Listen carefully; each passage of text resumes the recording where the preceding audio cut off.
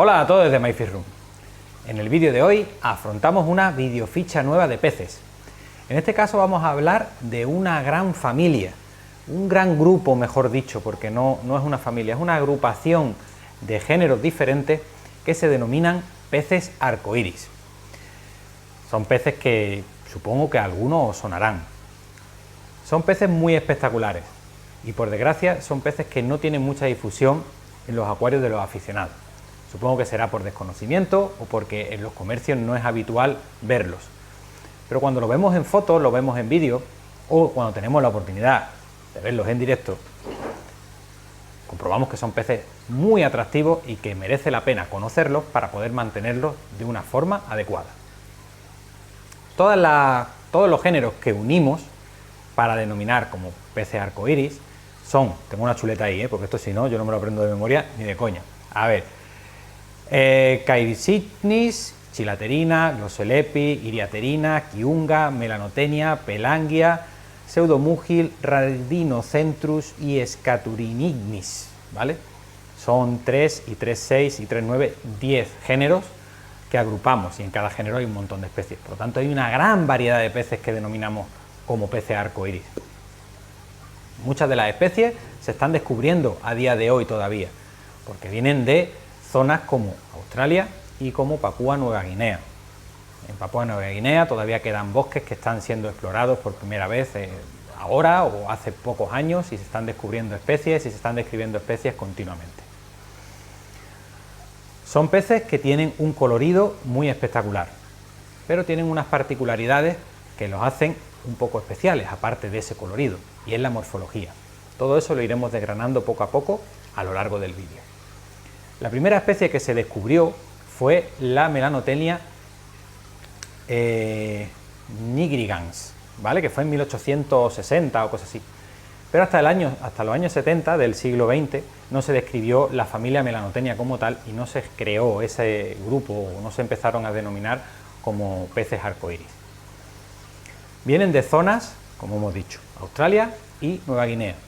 En Nueva Guinea hay una intrusión, digamos, o una destrucción, digamos así, una destrucción de hábitat muy importante y está afectando a todos los animales que viven en esos entornos y también afecta a los peces. Estamos perdiendo muchas especies y muchas de las especies que vemos en comercio y que tenemos incluso algunos en los acuarios están en grave peligro de extinción. Podéis estar tranquilos porque todo lo que compréis en comercio va a ser criado en cautividad, ¿vale? Por lo tanto, si mantenemos esos peces en casa, estamos haciendo también una labor de conservación, porque esa especie no se pierde. En la naturaleza probablemente su hábitat haya desaparecido y por lo tanto el pez también, pero por lo menos lo seguimos manteniendo. Especies que son comunes, que podemos ver en comercio y que están en grave peligro de extinción: la Melanotenia praecox, la Melanotenia lacustris, la Melanotenia parva, el Pseudomugil furcatus, Pseudomugil pascae, el Glossolepis incisus. Todas esas especies están en grave peligro de extinción. Por lo tanto, oye, si queremos ser aficionados comprometidos, pues es otro motivo más para mantener esos peces en casa e incluso intentar reproducirlos. Hemos hablado de que son de Australia y de Papúa Nueva Guinea. Hay especies que están en ambos sitios y veis que hay una separación entre la isla de Papúa Nueva Guinea y la isla de Australia, que dice, bueno, ¿y cómo se ha salvado, ¿no?, esa distancia?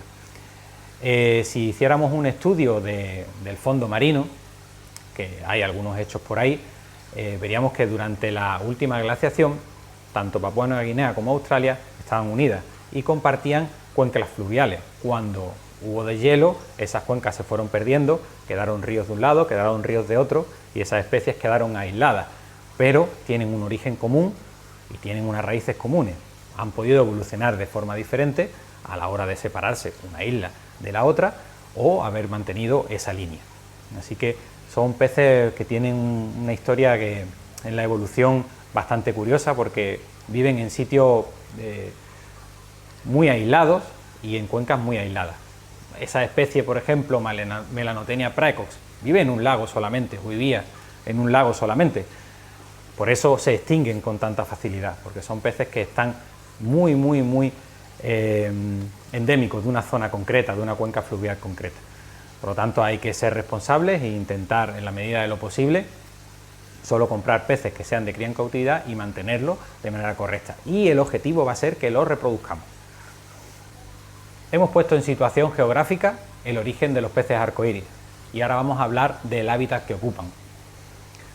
En la zona este de Papúa Nueva Guinea vamos a encontrar, aquí además en este libro, en el de los biotopos de Jacob Leger, como ya lo hemos utilizado otras veces, es un libro en el que muestra el hábitat natural de los peces que luego vamos a mantener en nuestros acuarios. ¿Veis? Son selvas de lluvia, son selvas tropicales. Entonces, en Papúa Nueva Guinea los hábitats son un poco menos variables, ¿vale? Hay una zona, la zona este de la isla, que es la que está habitada por este tipo de peces, y que en la zona oeste no hay porque está separado por una cordillera. Son todos ríos que suelen ser relativamente caudalosos durante todo el año y que están rodeados de una selva muy tupida. Sin embargo, si hacemos una descripción de hábitat en Australia, va a ser algo mucho más heterogéneo. Australia es un continente de extremos.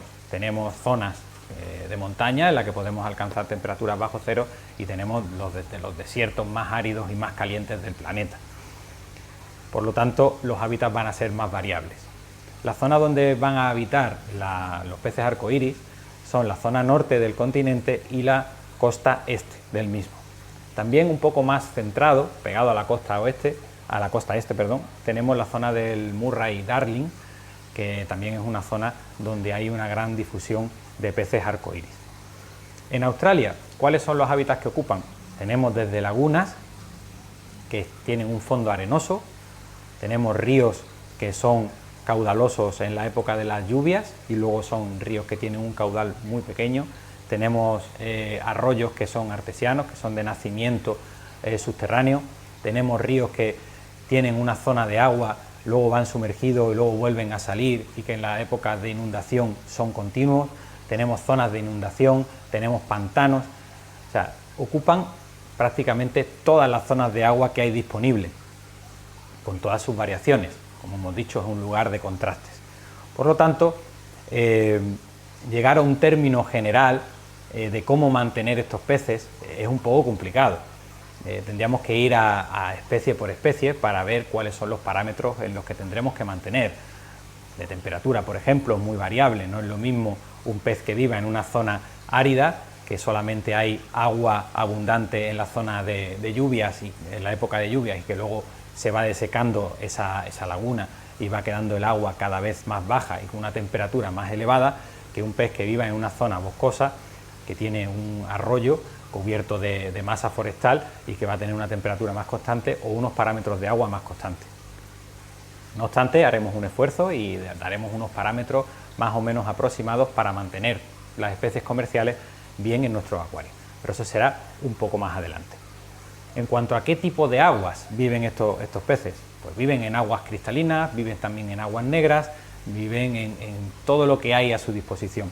Son muy adaptables, pero esa adaptación, esa especificidad de hábitat también los hace muy frágiles, como hemos dicho con anterioridad. Están muy especializados en una zona, con unos parámetros químicos de agua concretos, y si hay una variación en la duración de las lluvias, si hay una variación en el cauce de un río, porque se haga una urbanización, porque se haga una represa, porque talen unos árboles, porque se haga una mina, al final estas especies desaparecen. Son muy dependientes de esas estaciones marcadas de lluvia, sequedad, y son muy dependientes de la química del agua donde viven. Por ejemplo, hay especies que viven en estos ríos que os digo, que tienen una zona que se sumerge y luego tienen zonas como lagunas grandes que no están comunicadas durante la época seca, pero sí están comunicadas durante la época de lluvia. Pues necesitan de esa comunicación, necesitan de esa inundación para poder hacer intercambio de sangre, que las poblaciones se puedan refrescar. Pero no solamente eso, también esa lluvia, esa corriente de la época monzónica arrastra alimentos y arrastra minerales para el agua donde ellos van a vivir durante la época seca. O sea que son especies muy curiosas y que podríamos estar hablando de todas estas particularidades durante minutos y minutos y tampoco quiero alargarme más. Pero que entendáis que son peces muy especiales y que ya que los vamos a tener en casa, pues vamos a tenerlos de manera correcta. Y ahora vamos a ir hablando de qué parámetros químicos de agua necesitamos para mantener nuestros peces. ¿Qué parámetros químicos necesitamos para mantener estos peces? Bueno, hemos dicho que son bastante adaptables, por lo tanto vamos a tener un rango en el que los podemos mantener bastante amplio. En pH podemos estar entre 6,5 y 7,8. Fijaos qué abanico, prácticamente lo podemos mantener en cualquier tipo de acuario, bueno, mejor dicho, en cualquier tipo de zona donde vivamos, porque el agua variará más o menos en esos parámetros. KH va a estar entre 1 y 10 y el GH entre 1 y 15. Es un abanico súper amplio. Si vamos a montar un acuario mono específico de una especie sola, ¿vale? Pues que queremos reproducir o que queremos mantener solo esa especie, pues vamos a bibliografía, buscamos esa especie, seguro que la encontramos. Hay libros muy completos sobre los peces arcoíris y podemos clavar esos parámetros, pero si vamos a hacer un acuario como el que tenemos aquí, en el que mezclamos diferentes especies, pues tenemos un rango bastante amplio. Temperatura, entre 24 y 22 grados van a estar bastante bien, ¿vale? Si queremos fomentar la reproducción, lo que vamos a hacer es subir un poquito la temperatura, 28 o 29 grados. ¿Qué nos está pasando a nosotros aquí detrás? Que es verano, hace mucho calor. El acuario está guay, tiene su cobertura, como ya hablaremos, y están como locos, pero como locos. Es un espectáculo como están todas las especies cortejando y bailando. O sea que si queremos reproducir, subimos un poquito la temperatura y a disfrutar porque es una gozada. Tenemos la química, ¿vale? ¿Qué recipiente, qué tamaño de acuario necesitamos? En función del tipo de peces que mantengamos, el tamaño del acuario variará. Hay melanotenias de diferentes tamaños, hay glossolepis que tienen de diferentes tamaños, y luego están los pseudomúgiles, por ejemplo, que son peces de tamaño más pequeño. No es lo mismo montar un acuario de pseudomúgil que montar un acuario de melanotenia trifasciata. El tamaño de un pseudomúgil son 4 o 5 centímetros y una melanotenia trifasciata, pues a ver, esta es una hembrita pequeña, aquí viene un machito y todavía son jóvenes. Tamaño de 12 centímetros, fácilmente. Si queremos hacer un acuario de melanotenias o de peces arcoíris de tamaño pequeño, nos podemos ir a un acuarito de unos 100-120 litros, ¿vale? Que queremos hacer un acuario multiespecífico que tenga varias especies combinadas y metemos alguna especie de tamaño más grande, un acuarito de 200-300 litros sería muy adecuado, ¿vale? ¿Cómo decoramos el acuario? Vamos a utilizar arena en el fondo, podemos utilizar madera, podemos utilizar rocas. Todo eso a gusto del consumidor, como solemos decir. Lo más importante que tenéis que tener en cuenta son peces que necesitan, para hacer su ciclo vital y sentirse cómodos y sacar el color, que es lo que vamos buscando, porque estos peces, si tienen algo, es un colorido súper atractivo, es que haya mucha cobertura vegetal. En la naturaleza, ellos viven en zonas donde hay mucha planta sumergida, ¿vale? Esa planta les da alimento, les da cobijo de los depredadores, les proporciona el soporte para hacer cortejo y la puesta.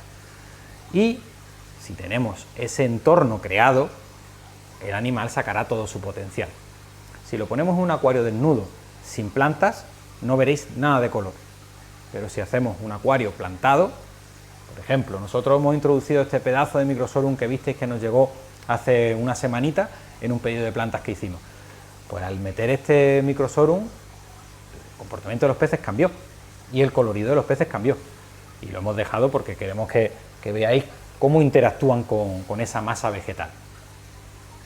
Aparte de plantas dentro del agua, también es muy recomendable poner alguna planta que les dé sombra, que les dé zonas de tranquilidad. Son peces, en cuanto a circulación de agua, que no son amigos de corrientes fuertes. Ellos van a vivir en zonas, como veis, con plantas que van a ser zonas refugiadas. Cuando son adultos sí van a salir al río abierto o a la zona de más corriente para desplazarse o alimentarse, pero luego van a volver siempre a la zona donde haya menos corriente. Por lo tanto, será interesante utilizar en nuestra filtración modos de salida que dejen el agua con una corriente suave.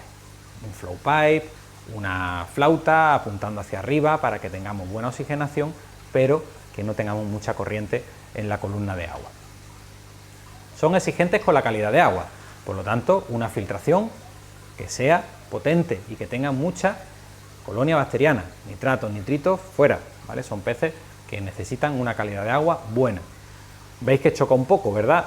Mucha filtración para mantener el agua en unos parámetros correctos, pero la corriente que sea controlada. Por eso lo de utilizar algún accesorio como el flow pipe o como la flauta, para frenar un poquito esa corriente. En cuanto a iluminación, son peces que queremos verlos, disfrutarlos.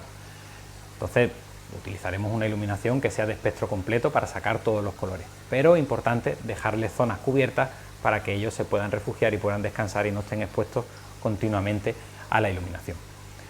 Ya sabéis, acuarios en función del tamaño de peces que vayamos a mantener, arena en el fondo, roca, madera en función de vuestro gusto, mucha planta, iluminación tamizada por madera o por planta flotante y agua de mucha calidad con una corriente controlada. Estos son los parámetros básicos para mantener en buen estado cualquier especie de pez arcoíris. Como hemos ido viendo a lo largo de este vídeo, estamos teniendo que hacer un poco de síntesis porque este grupo denominado peces arcoíris engloba muchos géneros de peces diferentes. Ahora vamos a hablar de la morfología de estos peces, pero claro, cada familia, cada género tiene una morfología con unas características que no son iguales, ¿vale? Tiene unas características específicas cada uno de ellos, pero sí podemos hacer una descripción morfológica de los dos géneros que más habitualmente vamos a encontrar en comercio o que podremos mantener en casa, ¿vale? Vamos a hablar de los pseudomúgiles y vamos a hablar de las melanotenias. Glossolepis y melanotenia tienen una morfología muy similar, por lo tanto la descripción de la melanotenia nos va a servir también para la de Glossolepis. Vamos a empezar con los pequeños de la familia, con los pseudomúgiles, que son pececitos de tamaño pequeño, son peces que van tamaño entre 2 y 5 centímetros, y tienen un cuerpo alargado, que está ligeramente aplanado dorsalmente y que tiene una cabeza de forma triangular pequeñita. La boquita está apuntando hacia adelante y los ojos están en una inserción central en la cabeza. Si nos vamos desplazando hacia atrás, vamos encontrando algunas de las particularidades que tiene esta especie. La primera, que no se me olvide, los ojos son de color azul, de ahí que también se les llame peces de ojos azules como nombre común. Si vamos un poquito hacia atrás, tenemos las aletas pectorales que tienen una curva un poco hacia arriba y tienen pigmentación en la zona que sería dorsal de la aleta. La pigmentación se ve solamente en machos, en las hembras no, pero el movimiento que tiene con esas aletas sí es común tanto a machos como a hembras y es muy curioso y lo hace muy atractivo. Cuando dos machos se enfrentan para cortejar a una hembra o por territorio, vemos que hacen un movimiento con las aletitas así hacia arriba y como tienen la pigmentación, parecen como pajaritos, ¿no? Está súper curioso, súper simpático, ¿no? Esa es una de las particularidades, que me acuerdo de los bichitos y ya me voy. Seguimos hacia atrás, la coloración del cuerpo va a variar en función de las especies, lo vamos a encontrar con iridescencias azules como el caso del pseudomúgil pascai, lo vamos a encontrar amarillentos como el fuscatu o lo vamos a encontrar con un cuerpo plateado con algunos puntitos negros en el caso del Gertrudae, que son especies que son bastante comunes. Otra particularidad que tenemos en este pez y que también comparte con los que vamos a describir más adelante es la aleta dorsal, que está dividida en dos tramos. Un tramo primero más cortito y luego tiene un tramo más continuo que va a llegar hasta el pedúnculo de la cola, que es la parte más larga y que es simétrica con la aleta anal. Pero tiene la aleta dorsal dividida en dos partes, con una zona sin aleta, que es un rasgo característico que yo creo que solamente tienen estos peces, por lo que me viene a mí a la cabeza, ¿vale? La cola, una cola normal, que puede tener bandas, que puede tener color o no, en función de la especie. Las hembras y los machos, la diferencia principal es el color. En los pseudomúgiles hembras son carentes de color prácticamente, algún reflejito, pero no tienen esa librea ni ese patrón que pueden tener los machos. Los machos, pues colorido a tope, tamaño un poquito más grande y son bastante más activos porque están siempre intentando ligotear por ahí, ¿vale? Pasamos a melanotenias, un pez de tamaño más grande. Melanotenias hay de muchos tamaños, la parva es más pequeña, que estamos en unos 5 o 6 centímetros, hasta las gigantonas de grupo, como son las trifasciatas, que pueden alcanzar un tamaño de, como hemos dicho anteriormente, 12 centímetros fácilmente. Pero la morfología en todas es igual, ¿vale? Vamos a empezar a describir un ejemplar joven, porque la morfología además en los machos cambia con la edad. Empezamos de cabeza a cola y tenemos una cabeza triangular, bastante afilada, ¿vale? Los ojos están en posición superior. El cuerpo tiene un engrosamiento hacia la zona central y cae hacia la cabeza y cae hacia la cola. Hace una especie de forma de elipse. Iba a decir rombo, pero no es tan picudo, como una elipse, ¿no? La aleta dorsal, como hemos dicho en el pseudomúgil, también está partida. Tiene una zona delantera, una zona sin aleta y la aleta en la parte final que llega hasta el pelúnculo de la cola. La anal igual, simétrica a la parte trasera de la aleta dorsal. El cuerpo con las escamas bien definidas y un cuerpo que es aplanado lateralmente y que tiene una altura en la parte central bastante pronunciada. Hemos dicho que la morfología va cambiando con la edad. Un ejemplar joven va a estar carente de color y un ejemplar adulto, si es una hembra, va a tener algún reflejo, alguna banda central bien marcada, y si es un macho va a tener la librea de la especie, por ejemplo, Melanotenia boesemani, medio cuerpo amarillo, medio cuerpo azul. Pero ¿en qué cambia también la morfología de esta especie cuando es madura sexualmente? Los machos desarrollan una jiba, desarrollan toda la parte central del cuerpo, todo lo que es el torso del animal, hacia arriba y hacia abajo. Y la cabeza queda bastante desproporcionada con respecto al tamaño del cuerpo. Parece que no le corresponde. Aquí es que no tenemos todavía ningún machito que esté muy grande. Había un Grossolepis que sí se le marcaba un poco más, pero bueno, seguro que el compañero os hace alguna fotito para que lo podáis ver. Cabecita así de chica y un cuerpazo así de grande. Es súper curioso. Los que hayáis ido al acuario fluvial de Zaragoza, que estéis aquí en España, lo habréis podido ver con el grupo de Melanotenia boesemani que tienen en la parte del Murray Darling, que están brutales. Una cabecita súper chiquitita y un cuerpo con un color súper espectacular. Ya tenéis otro dato de esta especie que la hace tan particular, el cambio de morfología con la madurez sexual. Ya sabemos cómo mantener los peces, qué tipo de acuario necesitan, qué tipo de agua necesitan. Llega el momento de alimentarlos.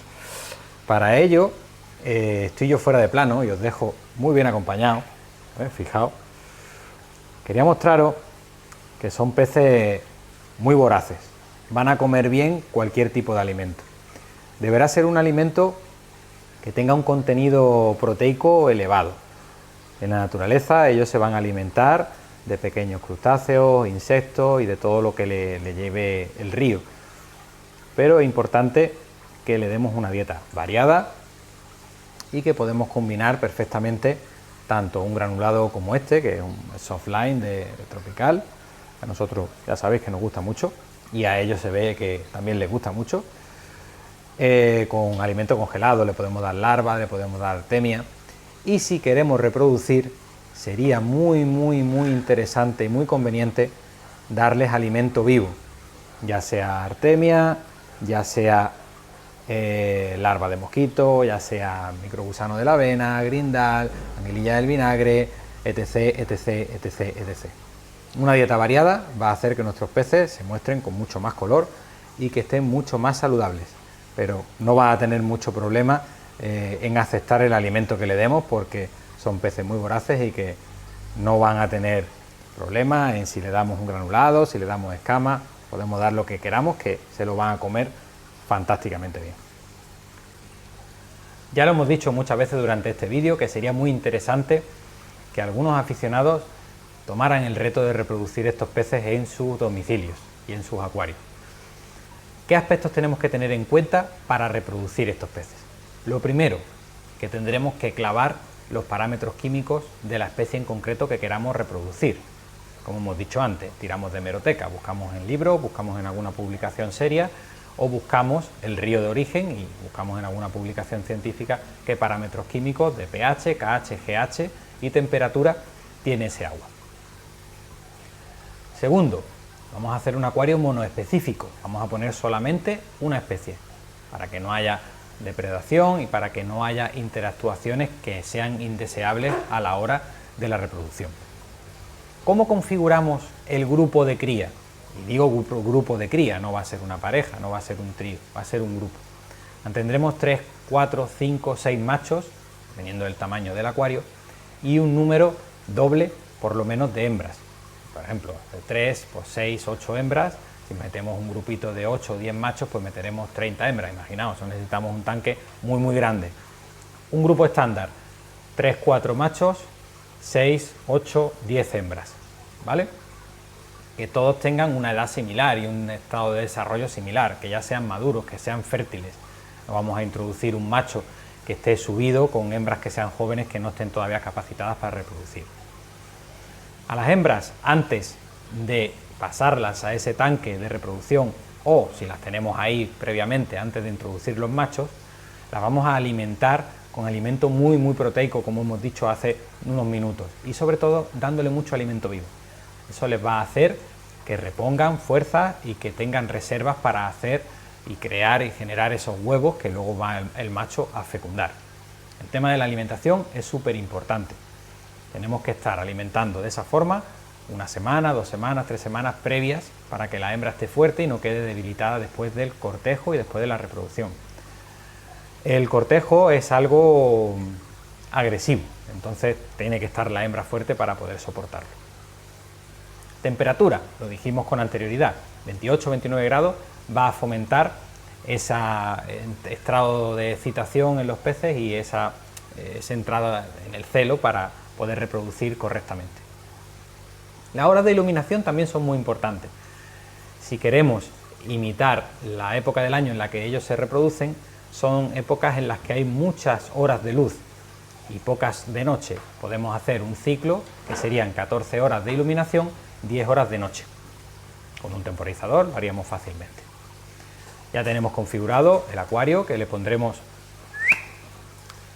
las cositas que me va mandando el compi. Que le pondremos una arenita en el fondo y luego le pondremos o mucha vegetación con raíces como el microsolum que tenemos aquí que habéis visto antes, que sería la zona donde pueden hacer la puesta. Le ponemos un pegote de musgo bien importante, un bolón grande. Podemos utilizar también las mopas que se hacen para los kilis, que los que mantienen kilis ya saben de lo que estamos hablando. Se hacen unas mopas con lana gruesa de color verde o marrón, ¿vale? Y se anudan en un extremo y te queda como si fuera una fregona, más o menos, para que no entendamos, donde ellos van a poder poner los huevos, o bien el musgo, las raíces o la mopa. También lo he visto en algunos casos que se utiliza césped artificial de hebra alta, ¿vale? Pero bueno, yo soy más partícipe de la mopa porque luego podremos retirar, o de la raíz de las plantas o el musgo, ¿vale? Porque aparte aportan un entorno más agradable y que va a aportar más excitación a los peces. Tenemos el acuario configurado, ya sabemos cómo montar nuestro grupo de cría y qué proporcionarles para que puedan hacer la puesta. ¿Cómo va a ser ese proceso de la puesta? ¿Cómo va a ser el cortejo? ¿Cuándo? ¿Cuánto tiempo va a durar? Pues vamos a explicarlo. Estos peces suelen tener más actividad a primeras horas del día o a últimas horas de la tarde. Los machos entran en frenesí, sacan un color súper eléctrico, pero súper eléctrico, no los veréis con más color en ningún otro momento, más que en ese momento del precortejo y cortejo, y se ponen bastante agresivos entre ellos. Van a empezar a nadar uno al lado del otro, se van a golpear de lateral y van a intentar demostrar cuál es el más dominante, el más fuerte en ese momento para reproducir con las hembras.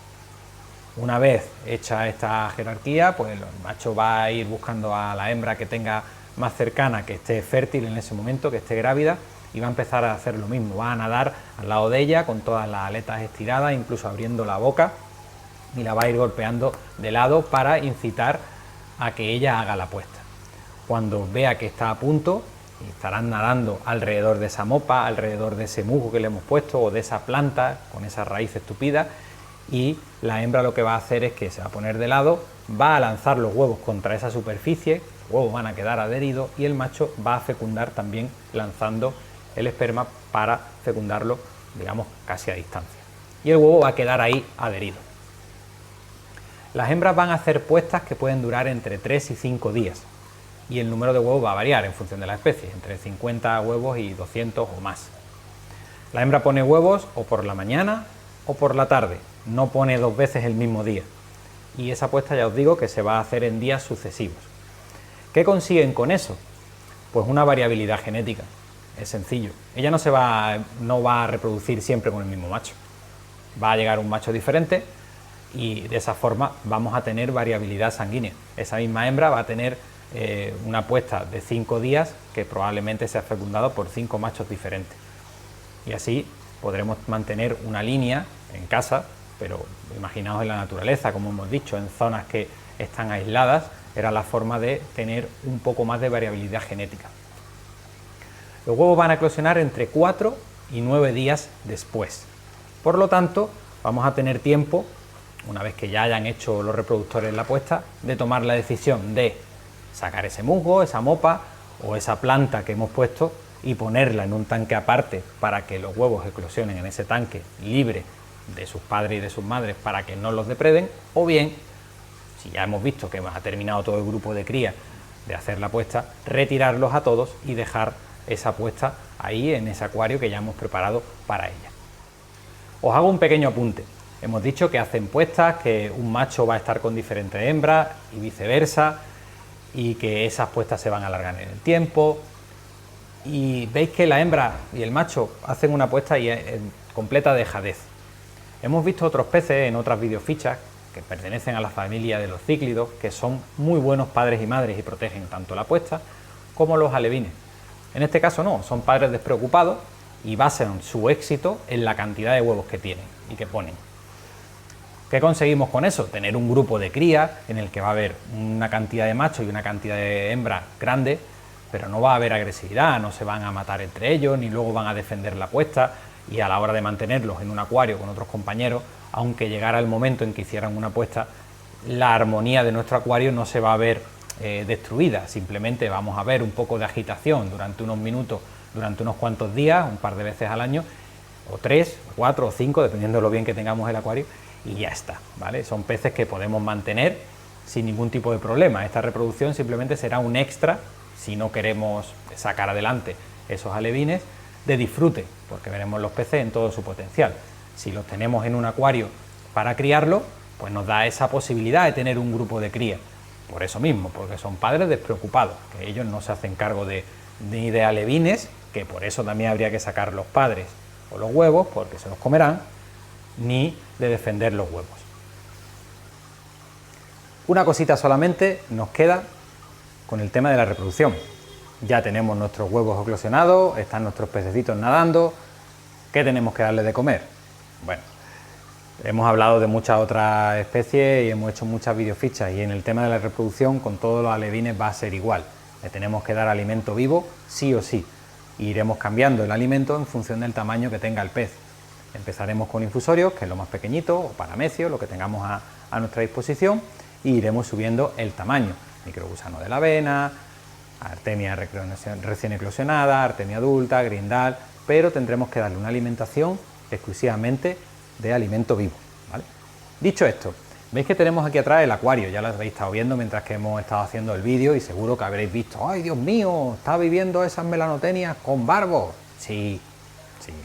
Sabéis que somos bastante, bueno, y yo que soy que salgo delante de la cámara, pero compañeros 3/4 lo mismo, somos cuadriculados tela. Y nuestra idea es que este acuario termine siendo solo de melanotenias. Lo que pasa es que todavía no tenemos el número suficiente, el número que queremos tener. Y hemos metido algún pez más de relleno.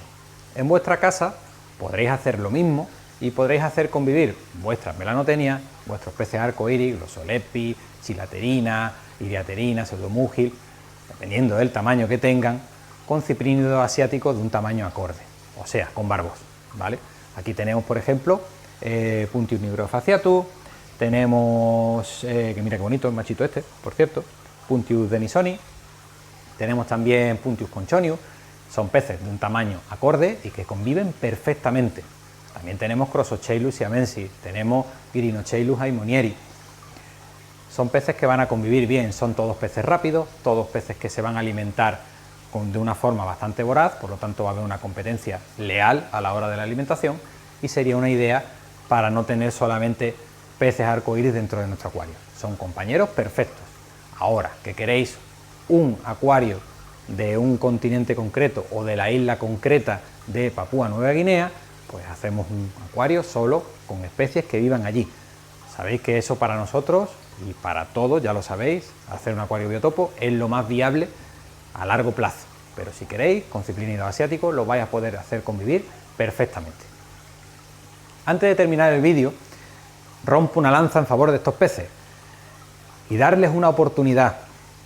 Si vais a un comercio y encontráis pseudomúgiles, probablemente tengan un tamaño muy pequeñito y el ojo todavía lo tengan medio azulado, medio que sí, medio que no, los machos todavía no estén sacando color y no tengan aletas demasiado grandes, o en el caso que no hemos hablado, pero al decir aletas grandes me viene a la cabeza la Iriaterina werneri, que es otro pez arcoíris súper espectacular, con unas aletas fantásticas, pues seguramente las tenga muy cortitas o no las tenga pigmentadas y no llama mucho la atención.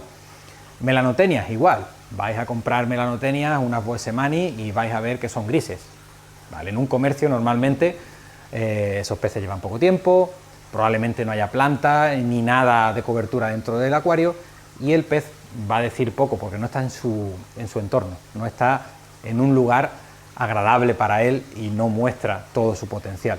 Pero darles una oportunidad. Habéis visto lo que tengo yo aquí detrás. Es lo mismo que podéis comprar en cualquier comercio. Nosotros no hemos traído los peces de Australia, ¿no? Los hemos traído de un proveedor y serán los mismos que podíamos ofreceros a vosotros si queréis comprarlos. Pero hay que darle un poco de tiempo. Son peces que necesitan de nuestros cuidados para sacar todo su potencial, ¿vale? Dicho esto, recopilemos un poquito.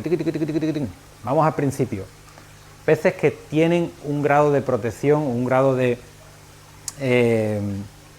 peligro de extinción en algunas especies muy elevado. Por lo tanto, un punto a favor para poder mantener estos peces e intentar reproducirlos para que no se pierdan. Punto número 2. Lo podemos mantener en acuarios de todos los tamaños, porque hay peces arcoíris de tamaño pequeño y peces arcoíris de tamaño más grande. Podemos hacer un montaje de 120 litros, podemos hacer un montaje de 300, 400, 600 litros. Por lo tanto, el tamaño no será un problema. Son peces que viven en parámetros de agua con un abanico bastante amplio. Por lo tanto, tampoco va a ser una excusa el que es que en mi ciudad el agua es un poco dura, es que en mi ciudad el agua es un poco ácida. Pues lo vais a poder mantener perfectamente. Un rango de temperatura que va a ir desde los 24 hasta incluso los 28 grados. Por lo tanto, si hace calor en vuestra ciudad, tampoco es una excusa. Vais a poder mantenerlo con otros peces, como estáis pudiendo ver, con ciprínidos asiáticos, también peces llamativos y peces muy activos. ¿Y para qué queremos más? Pues sí, podemos tenerlo en un acuario plantado, como este, con sus plantas en tronco, con sus plantas en sustrato. Lo podemos tener con un acuario con plantas flotantes. Es un pez, yo creo que apto para todos los públicos. Y lo único que yo creo que hace de barrera a la hora de que los tengáis en casa es que cuando los veis en tienda, lamentablemente no son lo que serán en un futuro. Así que darles esa oportunidad. Espero que estas videofichas os abra un poquito los ojos y os animéis a mantenerlos en casa. Y sobre todo, que alguno se atreva a reproducirlo, porque sería una idea y una solución para el problema que hay de pérdida de especies en la naturaleza. Un saludito y nos vemos en próximas videofichas y en próximos vídeos.